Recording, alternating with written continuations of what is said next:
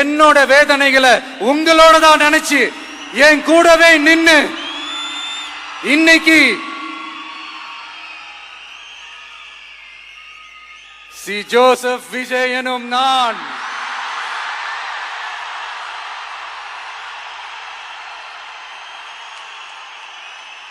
அத உண்மையாக்கி இருக்கிறீங்க. உண்மையிலே எனக்கு என்ன சொல்றதுன்னு எனக்கு தெரியல. என்னுடைய உறவுகளே, என்னுடைய சொந்தங்களே, நான் ஒன்றும் தேவ தூதன்லாம் கிடையாது. நானும் ஒரு இயல்பான ஒரு வாழ்க்கை வாழ்ற ஒரு சாதாரணமான மனுஷன்தான்.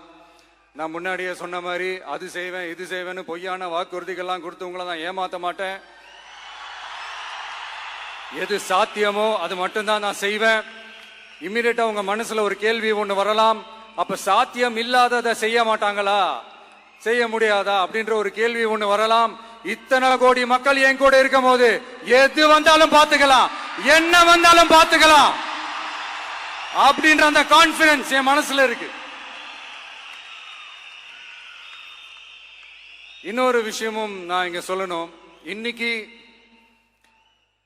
நம்ம தமிழ்நாடு கவர்மெண்ட் இருக்கிற அந்த நிலைமையை பத்தி நான் உங்ககிட்ட நான் சொல்லணும். கிட்டத்தட்ட 10 லட்சம் கோடிக்கு மேல கடன் வாங்கி வச்சுட்டு போயிருக்கிற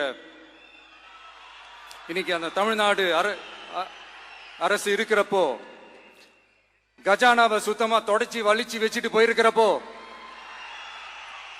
தூக்க முடியாத சுமையை ஏத்தி வச்சுட்டு போயிருக்கிறப்போ,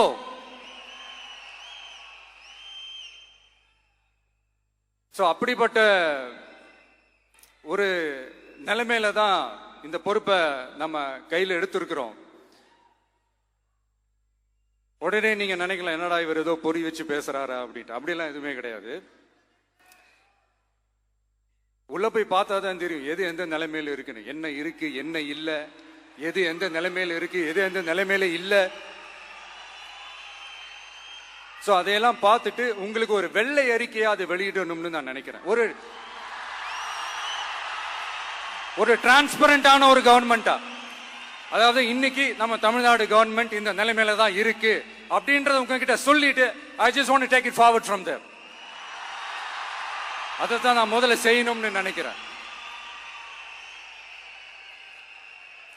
தமிழ்நாடு பொறுத்த வரைக்கும் இப்ப யாரையாவது போய் ஏதாவது சந்திக்கணும் அப்படின்னா இந்த மூஞ்ச மூடிக்கிட்டு போய் சந்திக்கிறதோ, என்ன இந்த மறைமுகமா உங்களுக்கு தெரியாம போய் சந்திக்கிறதோ அப்படிலாம் நான் செய்ய மாட்டேன்.